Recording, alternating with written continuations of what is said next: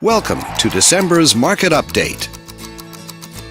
Let's take a look at residential real estate activity in your area during the month of December.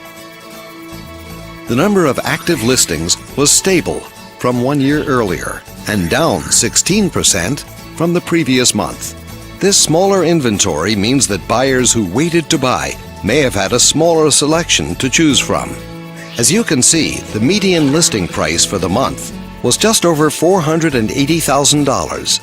Compared to last year, the average number of days that units spent on the market before being sold was down 11%.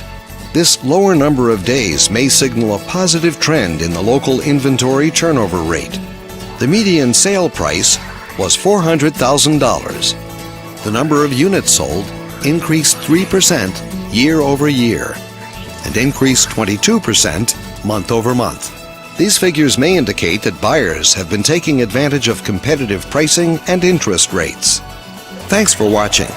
We hope you use this information to make smart, informed decisions in your upcoming real estate transactions.